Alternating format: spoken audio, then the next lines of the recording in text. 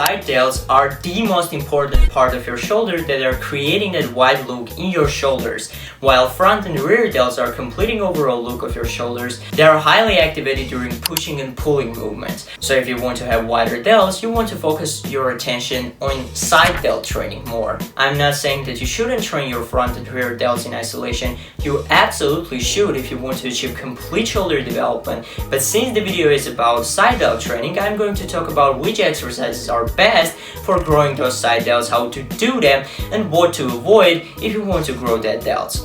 So without further ado, let's jump straight into it.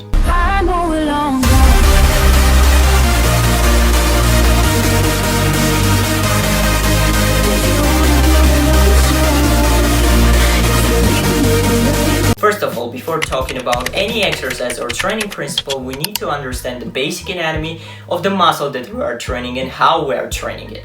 The primary function of the side delt is shoulder abduction, or basically getting your arm away from the body. Side or lateral deltoid originates on the top of the scapula, inserting to the humerus, the bone of the upper arm. So the best way of isolating side delt is by doing exercise that performs lateral abduction function, lateral raises. Lateral raise is one of the best exercises that you can do. Traditional way of doing side lateral raises is by doing it with dumbbells, holding it like this, then raising it, and then slowly under control returning to the starting position.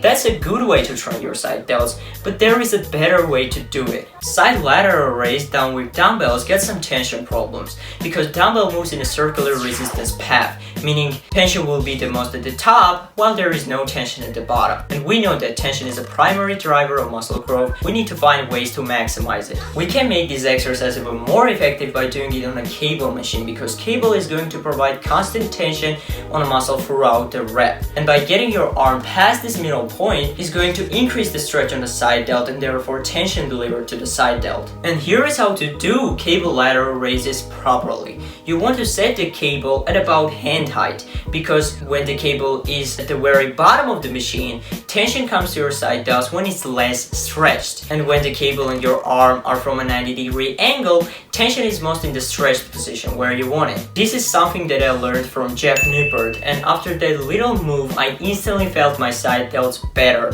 and after that set I got insane pump. You want to raise the cable from here all the way up and then slowly return to the starting position, and you want to maintain this tempo throughout the set. I still do my standing dumbbell lateral raises because for me variety is important, but whenever I do them I cut that bottom part when there is no tension. But this is optional. You can still do your traditional lateral raises and grow your side delts just fine. Another good exercise for the side delts is a super range of motion side lateral raises, where you get your arms all the way up and then you control it all the way down. You don't want to point your thumbs up or down. You want to thumbs up as little as possible and keep your hand in a neutral position. If you have any shoulder pain when you are doing this, you can consider going thumbs up if you feel better by doing this. If you will point your thumbs up, resistance path of the dumbbell will be in line with your front delt fibers.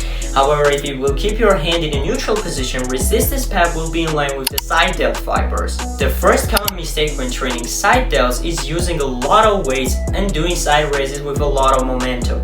You don't want to do it because you are shifting the focus from the side delts to the lower back. You want to use light to moderate weights and train your side delts from the 10 to 15, maybe even 20 rep zone. And you want to feel the muscle and do the exercise with a strict form. The next common mistake is shrugging to get the weight a little bit up. And that's when you will turn the exercise into more trap dominant and not side delt dominant. On your side lateral raises, you want to internally rotate your arm a little bit, but not too much to avoid the risk of hurting your shoulder, and you want to focus all your attention on your side delts. So that's all what I got for side delts. If you found this video helpful, please leave me a thumbs up, subscribe if you haven't already, and I will see you in the next one.